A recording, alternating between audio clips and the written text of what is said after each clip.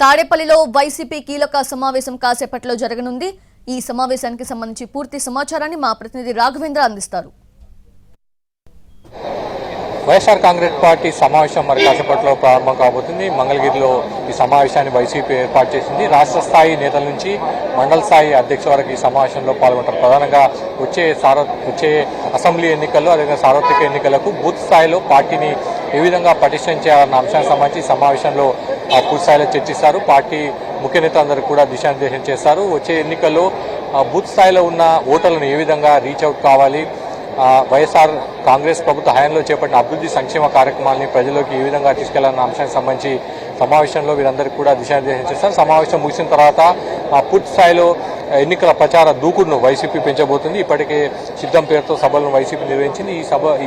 ఈ సమావేశం ద్వారా ఇది ఒక రకంగా ట్రైనింగ్ క్లాస్ శిక్షణా తరగతులుగా మనం చూడాల్సి ఉంటుంది. మండల స్థాయి నుంచి రాష్ట్ర స్థాయి వరకు నేతలు పాల్గొంటున్నారు. సుమారు 2500 మంది నేతలు, ముఖ్య నేతలు ఈ సమావేశంలో పాల్గొంటున్నారు. వీరందరికీ కూడా కొంత మెటీరియల్ కూడా పార్టీ ఇచ్చింది.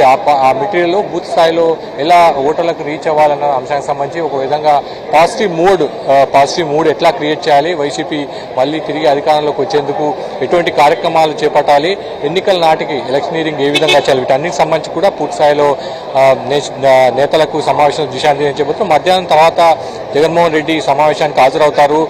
పార్టీ ముఖ్య నేతలందరితో కూడా ఇంటరాక్ట్ అవుతారు. మండల అధ్యక్షులతో కూడా ఇంటరాక్ట్ అవుతారు. కింద అంటే గ్రౌండ్ లెవెల్లో పార్టీ పరిస్థితి ఏ విధంగా ఉంది, ఎటువంటి మార్పులు చేర్పులు చేయాలి అన్న అంశానికి సంబంధించి, అదేవిధంగా క్యాంపెయిన్ ఏ విధంగా ముందుకు తీసుకెళ్లాలన్న అంశానికి సంబంధించి కూడా మండల అధ్యక్షులతో అదేవిధంగా జిల్లా అధ్యక్షులతో జగన్మోహన్ రెడ్డి కొంత ఫీడ్బ్యాక్ తీసుకునే అవకాశం ఉన్నట్టుగా వైసీపీ పార్టీ వర్గాలు చెప్తున్నాయి. ఇప్పటికే పార్టీకి సంబంధించిన ముఖ్య నేతలు అదేవిధంగా ఎమ్మెల్యేలు, మంత్రులు, ఎంపీలంతా కూడా సమావేశంలో పాల్గొనేందుకు మంగళగిరిలోని కన్వెన్షన్ సెంటర్కు వారంతా కూడా చేరుకుంటున్నారు. మొత్తం మీద మాత్రం సమావేశం పూర్తిస్థాయిలో ఉత్సాహంగా నిర్వహించేందుకు వైసీపీ సిద్ధమవుతుంది. కేవలం కోర్టుతో కలిసి రాఘవేంద్ర, ఈటీవీ.